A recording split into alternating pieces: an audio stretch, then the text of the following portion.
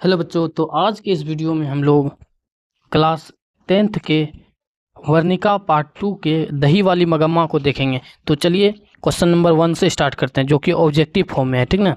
तो चलिए देखिए, पहले ना इसका जो है कि समझ जाइए, इसका मतलब समझ जाइए। देखिए क्या है ना, इसका मतलब क्या है, कहानी का जो है कि पहले जो है कि एक एक लाइन समझ जाइए। देखिए इसमें क्या है ना, देखिए दही वाली मगम्मा जो है ना कहानी कन्नड़ कहानी है, यानी कि जो है ना कन्नड़ भाषा में जो है कि कहानी लिखा गया था। ठीक ना। और जो है कि कहानीकार का नाम क्या है, देख लीजिए, क्या है, श्रीनिवास है। ठीक ना। कहानीकार का नाम क्या है, श्रीनिवास है। ठीक। देखिए अब क्वेश्चन पे आइए। क्वेश्चन पहला नंबर क्वेश्चन में क्या है, मगम्मा क्या बेचती थी। आप लोग बताइए मगम्मा क्या बेचती थी। मगम्मा क्या बेचती थी, मगम्मा जो है कि दही बेचती थी। ठीक ना।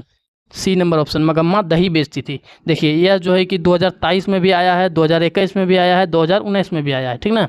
3 साल आया है इस मतलब ये वाला सवाल जो है कि 3 साल आया है। ठीक ना। तो चलिए 2 नंबर सवाल को देखिए क्या है।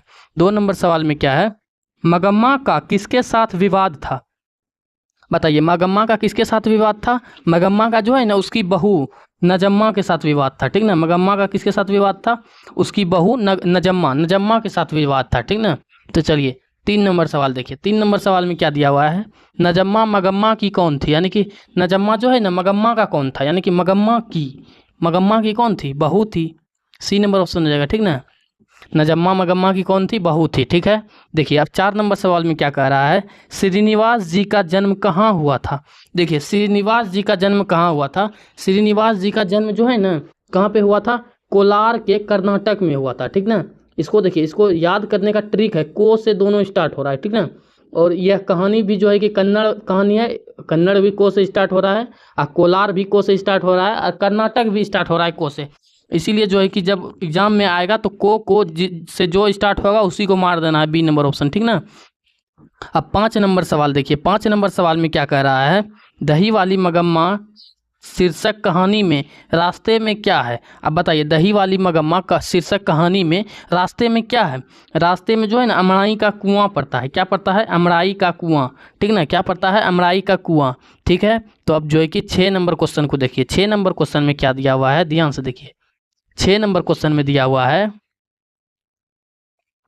6 नंबर क्वेश्चन में बोल रहा है, घर वाले के रहते एक अच्छी साड़ी नसीब नहीं हुई, ऐसा किसने कहा। बताइए ऐसा किसने कहा कि घर वाले के रहते एक अच्छी साड़ी नसीब नहीं हुई। ऐसा जो है ना मगम्मा ने कहा था। और ऐसा जो है कि मगम्मा ने कहा था, और किससे कहा था ये बताइए तो आप लोग। मगम्मा जो है ना मतलब एक जो मतलब जिसके यहाँ दही देने जाती थी उसी को बोल रही थी। ठीक ना। कि घर वाले के रहते एक अच्छी साड़ी नसीब नहीं हुई। ठीक ना। किसने कहा था, मगम्मा ने कहा था। अब देखिए 7 नंबर में क्या है, लड़का अगर कुछ उधम करता है तो उसे मना करने का हक मुझे नहीं, यह किसने कहा। देखिए यह लाइन जो है कि लड़का अगर कुछ उधम करता है तो उसे मना करने का हक मुझे नहीं, यह किसने कहा था। यह जो है ना मगम्मा ने कहा था। और किससे कहा था, किससे कहा था बताइए तो आप लोग, किससे कहा था मगम्मा। मगम्मा जो है कि अपने बहू से कहा था। ठीक ना। किससे कहा था, अपने बहू से कहा था, नजम्मा से। ठीक ना। तो चलिए 8 नंबर सवाल को देखिए। 8 नंबर सवाल में क्या कह रहा है, दही वाली मगम्मा किस भाषा में अनुदित कहानी है। यानी कि दही वाली मगम्मा किस भाषा से अनुदित कहानी है, यानी कि यह कहानी जो है ना किस भाषा में मतलब प्रतिपादित हुआ था। ठीक ना। यानी किस भाषा में लिखा गया था। यह कहानी जो है कि कन्नड़ भाषा में लिखा गया था। ठीक ना। ए नंबर ऑप्शन, कन्नड़ भाषा में। ठीक है। यह कहानी कन्नड़ भाषा में लिखी गई थी। ठीक है। तो 9 नंबर सवाल को देखिए। 9 नंबर सवाल में क्या दिया हुआ है, मगम्मा किस भाषा की कहानी है। मगम्मा किस भाषा की कहानी है, तो बताइए आप लोग, मगम्मा किस भाषा की कहानी है, कन्नड़ भाषा की कहानी है। ठीक ना। डी नंबर ऑप्शन हो गया। ठीक। अब 10 नंबर सवाल को देखिए। 10 नंबर सवाल में क्या दिया हुआ है, ध्यान से देखिए। 10 नंबर सवाल में कह रहा है, मगम्मा मिठाई किसके लिए ले जा रही थी। बताइए तो मगम्मा मिठाई जो है कि किसके लिए ले जा रही थी। मगम्मा जो है ना मिठाई जो है ना अपने पोते के लिए लेके जा रही थी। किसके लिए लेके जा रही थी, अपने पोते के लिए। ठीक ना। ए नंबर ऑप्शन हो गया। ठीक है। तो देखिए 11 नंबर सवाल देखिए। 11 नंबर सवाल में क्या कह रहा है, दही वाली मगम्मा शीर्षक पाठ में बहू ने सास से समझौता क्यों कर लिया। देखिए सही, बहू ने सास से जो है कि समझौता क्यों किया था, बताइए तो आप लोग। बहू ने सास से समझौता जो है ना डर से किया था। डर से किया था। आप लोग कहानी पढ़िएगा ना तो समझ में पूरा आ जाएगा। ठीक ना। इस हम तो सिर्फ ऑब्जेक्टिव करवा रहे हैं, क्यों किया था? डर से किया था समझौता, ठीक ना। अब देखिए 12 नंबर सवाल में क्या है, मगम्मा कहाँ की रहने वाली थी। अब बताइए तो मगम्मा कहाँ की रहने वाली थी, मगम्मा कहाँ की रहने वाली थी। मगम्मा जो है ना अवलूर के पास किसी गांव की रहने वाली थी, ए नंबर ऑप्शन हो जाएगा, ठीक ना। अवलूर के पास किसी गांव की रहने वाली थी, ठीक है। अब देखिए 13 नंबर सवाल को देखिए, 13 नंबर सवाल में क्या दिया हुआ है, ध्यान से देखिए। 13 नंबर सवाल में कह रहा है, 13 नंबर सवाल में कह रहा है मगम्मा को किसने मगम्मा को किससे विवाद था। अब बताइए तो मगम्मा को किससे विवाद था, बताइए तो आप लोग। मगम्मा को जो है ना, मगम्मा को जो है कि बहू से विवाद था। किससे विवाद था? बहू से विवाद था, ठीक ना। किससे विवाद था? बहू से विवाद था, ठीक है। तो देखिए 14 नंबर सवाल को देखिए, 14 नंबर सवाल में क्या दिया हुआ है, ध्यान से देखिए। 14 नंबर सवाल में कह रहा है, क्यों री राक्षसी इस छोटे से बच्चे को क्यों पीट रही है, किसने कहा। मतलब क्यों री राक्षसी इस छोटे से बच्चे को क्यों पीट रही है, यह लाइन जो है कि किसने कहा। तो बताइए यह लाइन किसने कहा था, आप लोग बताइए तो। यह लाइन जो है ना मगम्मा ने कहा था। किसने कहा था? मगम्मा ने, ठीक ना। किसने कहा था? मगम्मा ने कहा था, ठीक ना। और किससे कहा था? नजम्मा से, यानी कि किससे कहा था? वो अपनी बहू से कहा था, ठीक ना। ठीक है, तो देखिए नेक्स्ट सवाल देखिए 15 नंबर सवाल। 15 नंबर सवाल में क्या है, ध्यान से देखिए। 15 नंबर सवाल में है, दही वाली मगम्मा कहानी किस लेखक द्वारा रचित है, ठीक ना। दही वाली मगम्मा कहानी किस लेखक द्वारा रचित है। देखिए ए नंबर में दिया हुआ है श्रीनिवास, बी नंबर में सातकोड़ी होता, सी नंबर में ईश्वर पेटलीकर, हाँ डी नंबर में सुजाता। देखिए यह जो है ना किसके द्वारा रचित है, हम आप लोग को बताते हैं। यह जो है ना श्रीनिवास के द्वारा रचित है, ठीक ना। किसके द्वारा? श्रीनिवास के द्वारा रचित है, ठीक ना। अब देखिए आप लोग 16 नंबर सवाल देखिए। 16 नंबर सवाल में क्या है, ध्यान से देखिए।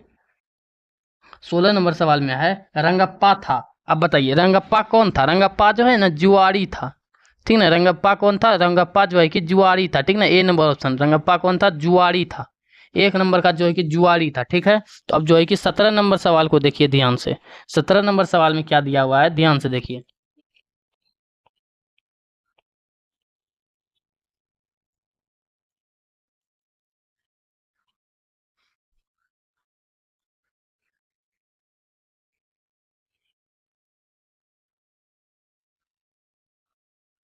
देखिए 17 नंबर सवाल में क्या दिया हुआ है, ध्यान से देखिए।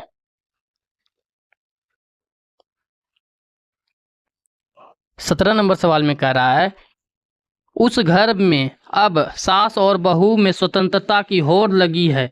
यह पंक्ति जो है कि किसने कहा, यह पंक्ति जो है किस कहानी की है। मतलब किसने नहीं कहा, किस कहानी की है। आप लोग बताइए तो किस कहानी की है। दही वाली मगम्मा की कहानी है। देखिए सास बहू का बात आएगा तो क्या हो जाएगा, दही वाली मगम्मा हो जाएगा, ठीक ना।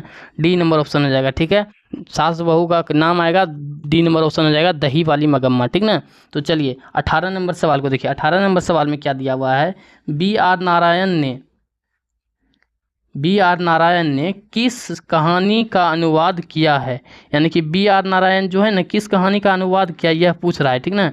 तो आप लोग बताइए तो बी आर नारायण जो है ना हिंदी में अनुवाद किया था किस कहानी का, दही वाली मगम्मा का, ठीक ना। तो चलिए अब जो है कि 19 नंबर सवाल को देखिए। 19 नंबर सवाल में क्या है, दही वाली मगम्मा कहानी किसे संदेश देती है। दही वाली मगम्मा कहानी जो है कि किसे संदेश देती है। देखिए बहुओं को संदेश देती है, ठीक ना। बहुओं को संदेश देती है। फिर उसके बाद देखिए 20 नंबर सवाल देखिए। 20 नंबर सवाल में क्या है, दही वाली मगम्मा कहानी का प्रमुख पात्र कौन है। दही वाली मगम्मा कहानी का प्रमुख पात्र कौन है, बताइए तो आप लोग। देखिए दही वाली मगम्मा का जो है ना प्रमुख पात्र कौन है, मगम्मा ही है, ठीक ना।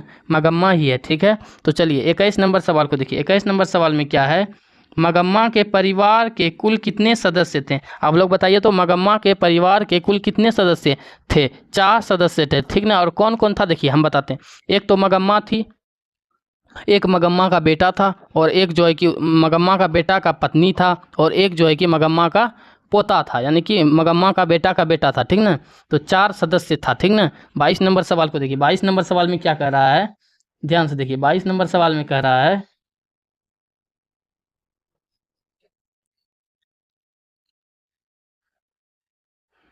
22 नंबर सवाल में कह रहा है, दही वाली मगम्मा का कथावाचक कौन था। देखिए दही वाली मगम्मा का जो है ना कथावाचक कौन था, बेंगलुरु की एक संभ्रांत महिला। कौन थी, बेंगलुरु की एक संभ्रांत महिला, बी नंबर, ठीक ना। दही वाली मगम्मा का कथावाचक कौन था, बेंगलुरु की एक संभ्रांत महिला, ठीक ना। फिर उसके बाद देखिए बहू की दशा है। बहू की दशा क्या है बताइए तो आप लोग। बहू की दशा जो है ना मगरमच्छ सी है। उस कहानी में जो है कि बहू की दशा क्या थे, मगरमच्छ सी थी, ठीक ना। फिर उसके बाद देखिए क्या है, अधिक बुद्धिमान कौन थी। अब बताइए तो आप लोग अधिक बुद्धिमान कौन थी। अधिक बुद्धिमान जो है ना इसमें, अधिक बुद्धिमान नजम्मा थी, ठीक ना। आप लोग पूरा कहानी पढ़िएगा ना, पता चल जाएगा अधिक बुद्धिमान कौन थी, नजम्मा थी, ठीक ना। फिर उसके बाद देखिए क्या है 25 नंबर, दही वाली मगम्मा कहानी का हिंदी अनुवादक कौन है। देखिए दही वाली मगम्मा का कहानी का हिंदी अनुवादक कौन था। हम आप लोग को पहले भी बता चुके हैं। हिंदी अनुवादक कौन था, B.R. नारायण, ठीक ना।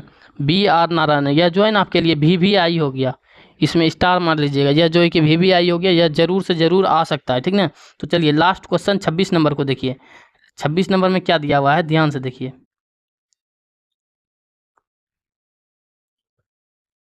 26 नंबर में कह रहा है मगम्मा प्रतिनिधित्व करती है। देखिए मगम्मा जो है ना मतलब कैसा प्रतिनिधित्व करती है। देखिए एक नगरीय महिला की, एक संभ्रांत महिला की, इनमें से कोई नहीं, या तो फिर एक ग्रामीण महिला की। देखिए मगम्मा जो है ना एक ग्रामीण महिला की जो है कि प्रतिनिधित्व करती है, क्योंकि देखिए वह जो है कि दही भी बेचने जाती थी, ठीक ना।